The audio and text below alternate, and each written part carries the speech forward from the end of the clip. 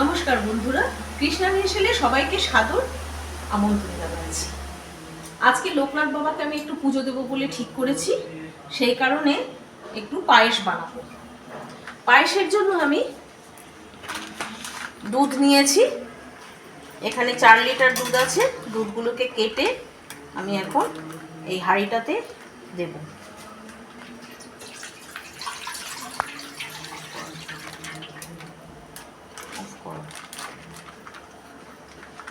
দুধ ঢালা হয়ে গেছে, দুধটা গরম হবে। এর মধ্যে আমি কিছু তেজপাতা দিলাম আর অল্প একটু এলাচ দিয়ে দিলাম।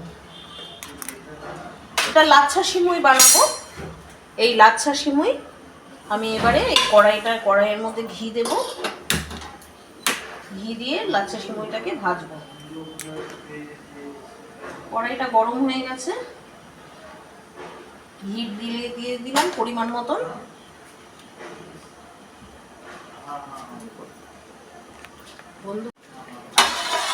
দুধটাকে একটু নেড়ে চেড়ে দিলাম। এবারে এই লাচ্ছা সিমুইগুলোকে আমি এই ঘিয়ের মধ্যে দিয়ে দেবো।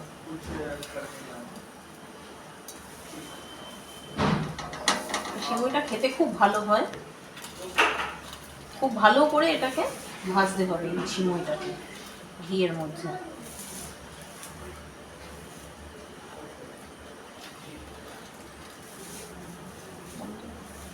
সময় মতন সিমুইটাকে এবারে খুব ভালোভাবে কড়াইয়ের মধ্যে নেড়ে চেড়ে একদম ভাজা ভাজা করে নেব।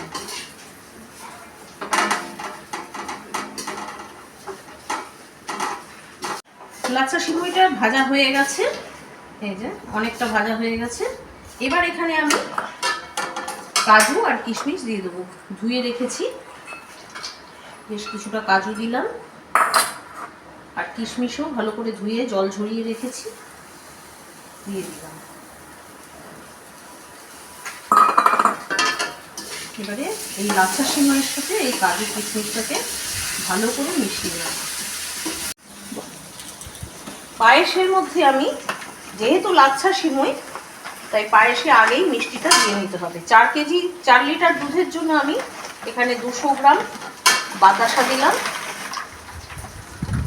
আর 200 গ্রাম মিশ্রি দিলাম।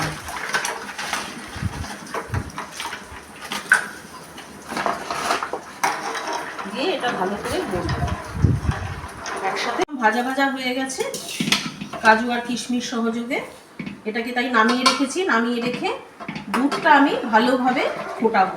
আচ্ছা, এখানে বলে রাখি যে পায়েসে যেমন দুধ ফুটে গেলে, চাল ফুটে গেলে তারপরে মিছরি বাতাসা দেওয়া হয়, লাচ্ছা সিমুইয়ের ক্ষেত্রে একটু অন্যরকম। এবং সিমুইয়ের পায়েসের ক্ষেত্রে, সিমুইয়ের পায়েসে যেহেতু আমি আগে দিয়ে দিয়েছি, কেন দিয়েছি, দুধ আর মিছরি আর বাতাসা, মিছরি বাতাসার থেকে জল বেরোয়, অনেকটা জল বেরোয়। এই জলটা দুধের সাথে একসঙ্গে ফুটে দুধের ঘনত্বটাকে ঠিক রাখবে, পাতলা হবে না। আর সিমুই দিয়ে কখনোই মিছরি বাতাসা মিষ্টিটা দিতে নেই, কারণ সিমুইটা দিয়ে আমি একেবারেই সঙ্গে সঙ্গেই নামিয়ে ফেলব একটু ফুটে উঠলে। মিছরি বাতাসা সমস্ত গলে ভালো করে দুধটা ফুটে একেবারে দেখুন দুধটা কতটা কমে গেছে, অনেক ঘনও হয়ে গেছে, আর ঘন করব না। এবারে আমি এই সিমুই যে ভেজেছিলাম, ভাজা সিমুইটাকে এখানে দিয়ে দেবো।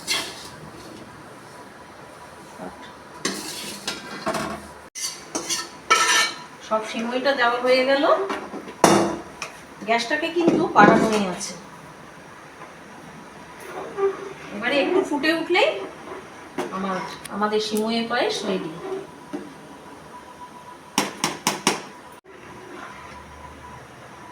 সিমুইয়ের পায়েসটা ফুটে উঠছে, এবার গ্যাসটাকে অফ করে দেবো। অফ করে আমার লোকনাথ বাবার জন্য পায়েস তুলে রাখবো।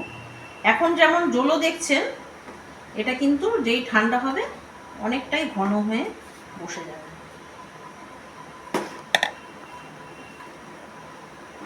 এইভাবে আমি যেভাবে রান্না করলাম, এইভাবে একবার সিমুইয়ের পায়েস রান্না করে আপনারা খাবেন। সামনেই জামাই ষষ্ঠী আসছে, দেখবেন খুব ভালো লাগবে। আমার নাতি ও তো খুব ভালোবাসে এই সিমইয়ের পায়েস খেতে। আজ তবে আসি, আবার অন্যদিন নতুন আরেকটা রেসিপি নিয়ে আপনাদের কাছে আমি হাজির হব।